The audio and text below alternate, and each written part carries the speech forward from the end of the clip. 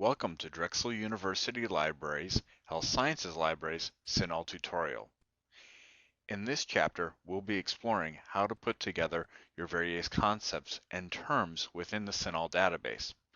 But first, let me illustrate this by using a Venn diagram. Say we have two concepts, concept A, concept B. You can put these items together quite easily. And there are two major commands in Cinahl that will allow you to do this: the and the or operator. An and will only bring forth the overlap between two sets, this portion of the diagram here. So that'll drastically reduce the amount of results you get back, and the article will have to discuss both concepts. If you use an or, that will return all the items that just talk about concept A, concept B, and the overlap. This can be very helpful when you're putting together two similar terms. Let's move on. One possible use of the OR operator would be in this example. If you're trying to put these two diagnostic tools for X-rays and MRIs together, you could OR together these results and then compare them against another variable. Another example? Possibly you're dealing with two different types of fractures, like a fractured tibia and a fractured femur. You could OR together these two items in order to obtain articles that would deal with both. What about the and? I think an and makes much more sense here. If we're using an X-ray with a fractured tibia, you'd only get the overlap, that middle section for results. So you'd get articles that would discuss the use of X-rays to determine if an individual has a fractured tibia. And here's another example: the use of Botox along with cerebral palsy, which actually helps to control muscle spasticity. And in this case would only find articles that mention the use of Botox along with cerebral palsy.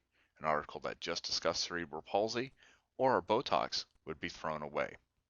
Let's actually try this in the Cinahl database itself.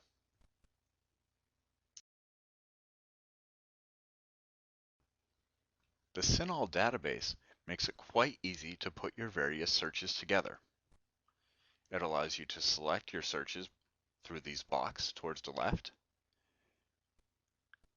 And please notice the and or commands here. Let's start by putting our similar groupings together. You typically want to begin by dealing with any instance where you'd need to use an OR operator first. In our case, let's select our two populations, low birth weight infants and premature infants. I'll check them both off, and if I could find an article that discussed either of these populations or both in the same place, that would be excellent. So I'm going to click my Search with OR button now, and the database will combine them into one set. Please pay special attention to the result numbers.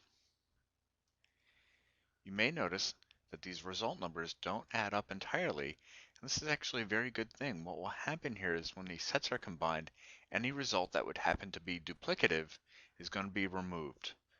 So that's very helpful. What we should do now is take the set that we created and compare that with our search for massage. At this point, the AND operator will come in handy. Only articles that deal with massage in low birth weight infants or premature infants will be returned. So I'll click that now, and we've obtained our result, which brings us down to 60 items.